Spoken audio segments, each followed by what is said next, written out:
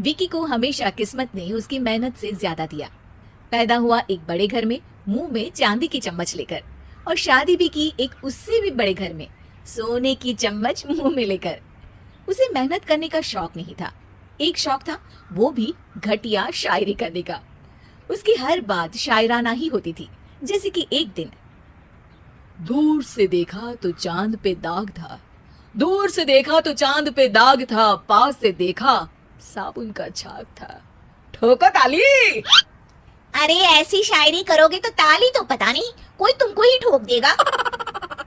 शायरी वो बिल्ली है जो किसी का भी रास्ता रोक दे, और क्या मैं किल हूँ जो कोई मुझे ठोक दे। मुझे तो आपसे बात ही नहीं करनी। मैं निकला था गाड़ी लेके, लेकिन दौड़ के जा रहा हूँ। मेरी शायरी कोई नहीं सुनता, मैं घर छोड़ के जा रहा हूँ। धीरे बोलिए जी, मम्मी पापा को पता चल जाएगा तो तुमको सच में तुम्हारे मायके भेज देंगे। सस्ते साबुन से मेरी कॉलर चमकी नहीं, सच में चला जाऊंगा, मेरी बात कोई धमकी नहीं। अगर शायरी ही सुनानी है तो सुनाओ, लेकिन कोई काम धंधा भी तो करो। मेरे पिताजी के पास बहुत पैसा है तो घर जमाई बन के खा रहे हो, और कल जा रहे हो ना अपने मायके तो आज ही चले जाओ मेरी बला से। हमें तो अपनों ने लूटा, गैरों में कहाँ दम था हमें। अरे चुप हो जाओ, तुमको मिर्जा गालिब की कसम। अरे जाना है तो जाओ, लेकिन पहले मेरे मम्मी पापा से मिलकर जाओ, वरना वो क्या सोचेंगे। लेकिन विकी अकेले ही अपनी कार लेकर अपने मायके यानी कि अपने खुद के घर पहुंच जाता है। अरे बेटा, तू अचानक, बहू कैसी है? अरे माँ, बहू तो बिल्कुल बदल गई है, मुर्गी हाथ से निकल गई है।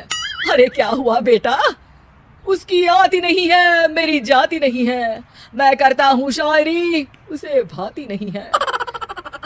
मेरे पास उसका फोन आया था बेटा, सही कह रही है वो, तुमको काम करना चाहिए तभी तो इज्जत मिलेगी। घर जमाई बन के सास ससुर के पैसों पर कब तक ऐश उड़ाते रहोगे? मेरी जिंदगी में हर तरफ से उंगली हो रही है, फोन पर मेरी चुगली हो रही है।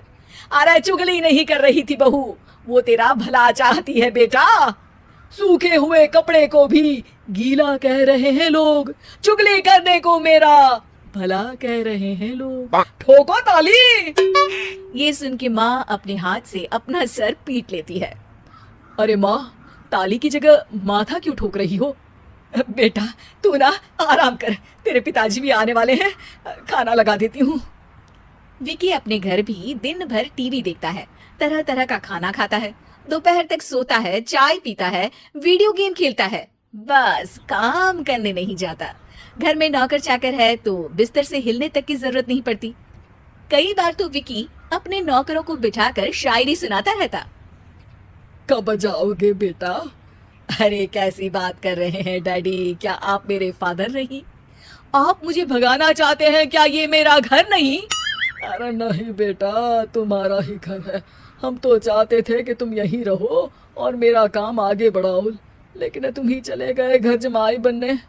अरे मेहनत तो गधे भी करते हैं, मैं अच्छी किस्मत लेके पैदा हुआ हूँ, मैं घर जमाई हूँ, ससुराल का फूल गेंदा हुआ हूँ। ठोको ताली। पिताजी और माँ सच में ताली बजा देते हैं। ऐसा पहली बार होता है जब विकी की शायरी पर किसी ने ताली बजाई हो। अरे आप लोग सच में ताली बजा रहे हैं? हाँ हाँ बेटा, तुम्हारे ससुर का फोन आया था, बोला जब तक घर जमाई जी कोई काम ना करने लगे हमारे यहाँ मत भेजना।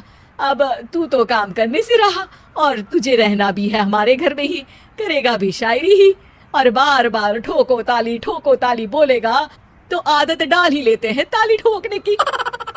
विकी उसी वक्त खड़ा होता है और बहुत गुस्से में सीधे ससुराल के लिए निकल जाता है। फिर से आ गए?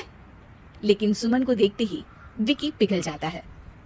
सुमन, आई एम सॉरी, आज से ना मैं सिर्फ शायरी ही नहीं बल्कि काम भी करूंगा।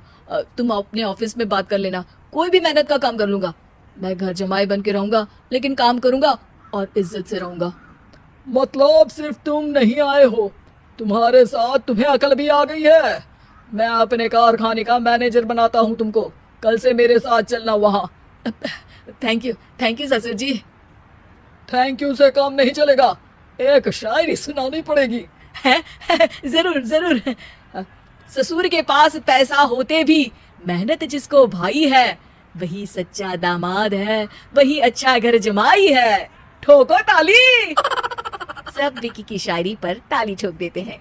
शिक्षा, जब किस्मत आपको बहुत सारा दे दे तो उसकी कद्र करनी चाहिए और मेहनत करना कभी नहीं भूलना चाहिए।